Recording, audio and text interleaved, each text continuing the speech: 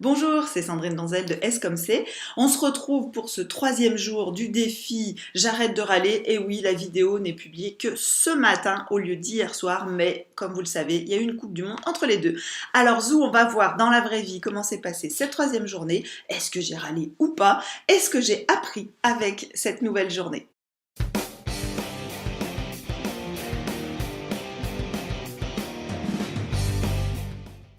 Alors, comment s'est passée cette troisième journée? Eh bien, oui, patatras, j'ai râlé, tout à fait. Et pas seulement pendant le match de la Coupe du Monde. Non, j'ai râlé hier matin sur mon fils. Alors, je vous explique un petit peu le contexte et puis surtout, je vais vous expliquer ce que j'ai appris grâce à cette râlerie. Alors, que s'est-il passé hier matin? Donc au niveau anticipation, c'était un peu compliqué pour moi parce que je récupère mon fils hier matin chez un copain chez qui il a passé la nuit. Il est ravi, il est très content que je l'ai autorisé à faire ça. Donc dans l'anticipation, j'étais plutôt dans l'idée que ça allait bien se passer, qu'il allait être content et qu'on allait passer une bonne journée. On devait regarder le match de la Coupe du Monde dans le bar à côté de chez nous. On devait aller manger chez mes parents le soir. Donc tout était parti pour faire une super journée et moi j'étais juste content de cette chouette journée de finale de Coupe du Monde qui s'annonçait. Et pourtant, à peine arrivé dans la voiture, mon fils a commencé à râler quand je lui ai annoncé qu'il fallait qu'on passe chercher du pain avant de rentrer à la maison. Ce qui fait un petit détour de 5 minutes, hein, pas plus. Bon, je suis restée dans l'écoute à ce moment-là. Je me suis dit, tiens, voilà, c'est le moment de transition, tout va bien. Et puis après, il a réembrayé sur et à quelle heure est-ce qu'on va rentrer lundi? Parce que donc aujourd'hui, ils sont avec mes parents et moi j'ai des rendez-vous sur Annecy, donc je vais rentrer plus tard. Donc je lui annonce l'heure et puis il commence à me dire que ça ne va pas, que c'est trop tard, que je change les temps de trajet, que d'habitude on met une demi-heure et là je lui dis qu'il faut une heure et qu'il comprend pas, etc.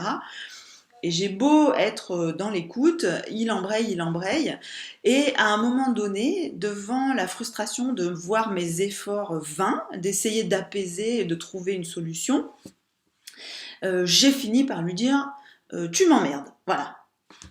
Je ne suis pas très fière de ça, mais pourtant, à ce moment-là, c'était tout ce que j'ai trouvé. Heureusement, on arrivait sur le parking de la boulangerie, donc j'ai pu sortir de la voiture et lui dire je vais chercher le pain et on en parle plus tard. Dans la boulangerie, j'étais tellement furieuse que dans la boulangerie, j'avais prévu d'acheter des petits gâteaux pour le dessert du repas de midi. Je me suis dit, bah, puisque c'est ça, je n'en achète pas pour mon fils, pour lui faire payer un peu, hein, pour vous dire à quel point j'étais moi frustrée, agacée et tout ça. Puis après, je me suis dit que c'était absurde et que ça n'avait aucun sens de faire ça. Donc je lui ai quand même acheté un gâteau. Nous sommes rentrés à la maison en silence et du coup, je lui ai dit que je ne voulais pas en parler à ce moment-là parce que j'étais encore trop énervée, qu'on en reparlerait plus tard.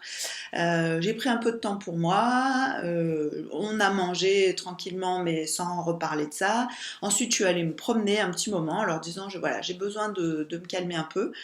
Et en revenant, là, on a pu remettre les choses sur la table et j'ai pu reparler de ce qui s'était passé avec lui et on a pu trouver des solutions. Donc ce qui est important là-dedans, moi, qu'est-ce que j'ai appris dans cette râlerie? C'est d'abord que probablement j'aurais dû couper court plus tôt en disant écoute là je pense qu'on n'arrivera à aucune solution si on continue à discuter. C'est probable que lui il aurait peut-être essayé encore de surenchérir, mais j'aurais dû moi me retirer de cette discussion dans la voiture déjà pour éviter cette râlerie là.